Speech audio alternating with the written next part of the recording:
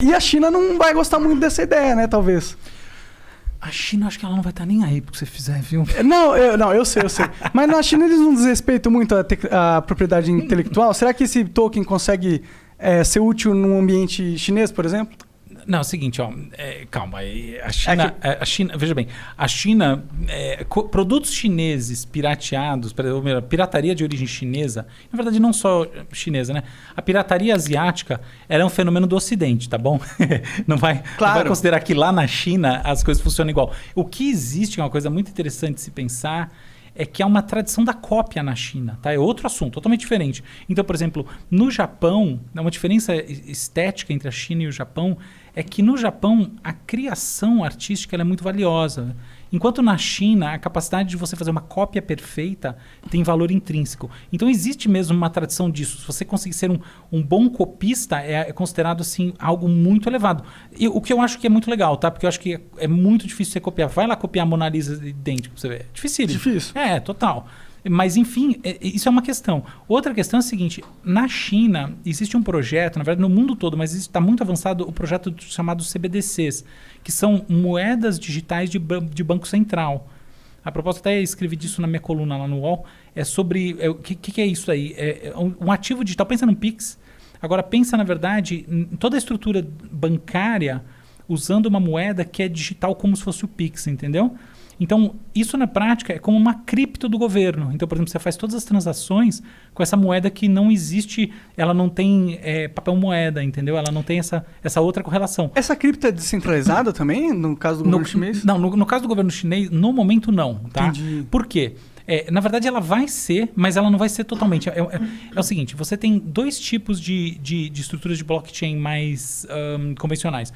Um é a moeda efetivamente descentralizada, tá? Então, por exemplo, se você pegar um Bitcoin, tá? A estrutura toda do blockchain, qualquer um pode baixar o blockchain do Bitcoin inteiro. É claro que ninguém faz isso, tá bom? Porque são muitos gigas, não tem sentido. Mas, teoricamente, você pode. Outra coisa é que você tem alguns grupos, alguns nós que chamam, que são validadores específicos, que fazem o processo de validação. Então, aí é uma arquitetura fechada.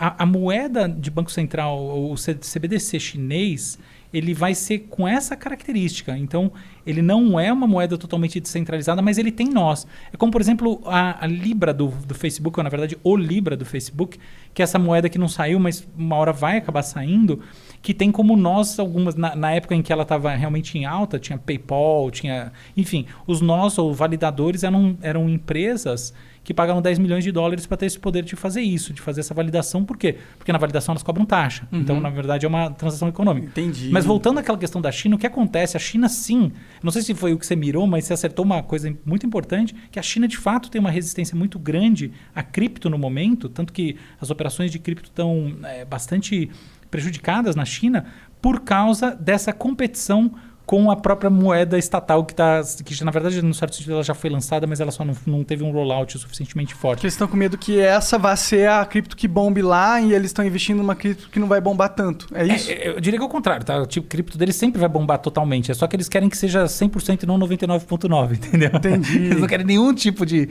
competição. Na verdade, nenhum governo quer, tá? Toda vez que um governo lança uma moeda digital, em geral, tende a perceber um movimento, tende a haver um movimento contrário à livre transação de cripto.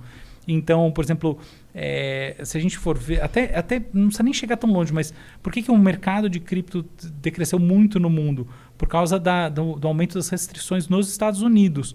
Por quê? Um dos gatilhos foi a percepção de que as pessoas transacionando nesses mercados de moeda independentes, né, elas acabam, em última análise, participando menos da economia fiduciária, da economia do dinheiro, e com isso, no limite, acabam enfraquecendo um pouco o poder do Banco Central, do Fed, no caso dos Estados Unidos, de controlar a economia. Mas foi para isso que ele foi criado, né? Oi? O Bitcoin não foi criado meio que para isso? Exatamente, foi criado para isso. Você falou tudo. Então, o paper original lá, o artigo original do Satoshi, fala exatamente disso, tá? De como uma moeda digital é capaz de se contrapor a todo um sistema, toda uma maneira do Estado controlar a economia. Por isso que tem um componente muito muito ideológico, eu diria até, num certo sentido, um pouco ingênuo, tá? No sentido legal da coisa, assim, tem sonhador, sabe? Acho que é mais a palavra, né? Que vem dessas comunidades de cypherpunks. Engraçado esse nome, né? Cypherpunks não é cyberpunk, tá? Não tem quase nada a ver. Cypherpunks são pessoas ligadas a cipher, que é códigos, são quebradores de código. São pessoas que são hackers e são pessoas, sobretudo, muito ligadas à criptografia. Então, meu sócio lá na WeMind, o Oda, por exemplo, ele é um gênio da criptografia, assim, um gênio absoluto. Ele gosta, ele tem esse hobby. Lá, 20 anos atrás, ele já tinha. E por causa dele eu conheci pessoas que têm isso. Então, elas são matemáticos, muitas vezes físicos, etc. Tal. Gente ligada a como é que você gera códigos e como é que você quebra códigos. E, enfim, não necessariamente de maneira ilegal, não tem nada a ver, tá? Sim. Mas é uma comunidade que sonha muito, acredita muito nessas alternativas à economia tradicional. Eu gosto dessa ideia também. Eu gosto, acho bonita, mas eu sou... Você é descrente. Eu vim para um mundo inoculado com um ceticismo brutal, tá? Então, nem por um minuto... assim, quando o Bitcoin é $60 mil agora, eu posso dizer que ele é um bom investimento especulativo. Nada além disso, tá? Eu confesso que eu fico com medo também. Mas por que você é pessimista nesse sentido? Você acha que os governos eles nunca vão ceder esse poder e se tiver que ser na força, eles vão fazer algo à força no futuro? Exatamente. Você falou tudo, Monark. Exata e puramente isso, tá bom? Porque tem uma questão de fundo e eu tô torcendo pro Luciano, o CEO do Rizon, não ouvir esse podcast. Mas tem uma questão que é a seguinte. No limite, a possibilidade de evasão fiscal é maior quando você está trabalhando com cripto, tá?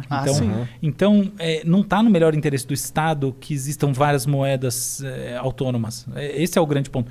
Essa é a primeira coisa. A segunda questão é a seguinte. Boa parte das transações são transações internacionais. E, por exemplo, existe todo um protocolo de transações internacionais, por exemplo, que é o SWIFT, tá? Que é de fazer... Que é tipo TED. Tô ligado. Você já viu? Você já fez? Você já mandou dinheiro pros outros? Não, mas quando no YouTube, quando você tem que resgatar o dinheiro que eles mandam pra você, tem que ter o código SWIFT. Então você já viu o tamanho da quantidade de imposto? Não, é um absurdo. E o câmbio, eles metem uma faca também. Exatamente. A graça da brincadeira, né? Onde que o banco ganha? Até... Banco, se vocês estiverem me ouvindo, não cancelem nossos contratos. Mas a verdade é a verdade, né? Boa parte da jogada está no câmbio, tá? Os câmbios são extremamente desfavoráveis e tal. Uhum. Então, o que acontece? Quando você tem essa possibilidade de fazer transações transnacionais com uma moeda de conversão imediata, de uso universal, você quebra um pouco com esse tipo de sistema que assim, a gente fala, pô, então ótimo, né? Quebra uma coisa que ela própria nos quebra. Isso é verdade por um lado, mas quando você olha por um outro ângulo, não é só assim, tá? Então, por exemplo, pensa num país que está... num governo que adotou políticas que são muito ruins para a sua própria população. E, em função disso, está sendo sufocado por medidas retaliatórias de caráter internacional e tal, entende? Estruturas como essa permitem evasão de divisas e aí quebram com embargos e com outras medidas de sentido geopolítico que muitas vezes são negativas, tá? A maior parte das vezes elas são negativas e ponto final, mas outras vezes não, outras vezes são importantes mesmo, tá? Então como é que vocês sufocam um país que está Coreia do Norte. Oprimindo sua população? Uma das maneiras mais eficientes hoje em dia, talvez, na verdade a mais eficiente é o embargo econômico. Agora, se você tem essa possibilidade de fazer a transação através de cripto no mundo inteiro, aí você quebrou com o embargo. Uhum. Então, na verdade, não é um jogo tão trivial, bem contra o mal, na verdade, qualquer é o jogo mais dessa. importante de escala de poder, né? É quem está dominando o mundo. Só que eu não gosto muito dos caras que estão dominando atualmente. Eu prefiro o time Bitcoin, na real. Tá ligado? E eu entendo, eles vão usar a força caso eles tipo o Silk Road? O Silk Road é um negócio da China, né? Não. Tá. Não esse Silk Road. Eu lembrei o Silk Road. Entendeu? Onde compra drogas e outras coisas. Entendeu? Não sempre, tá bom? Então, não sempre. Mas essas coisas vão sempre existir, né? Sim, mas é óbvio que cripto ajuda esse tipo de mercado negro. Assim. Tem um lado bom, tem um lado ruim. Sim. Como quase tudo, tá bom? Tem coisas que só tem lado ruim. Que só tem lado bom ainda não vi. Sim.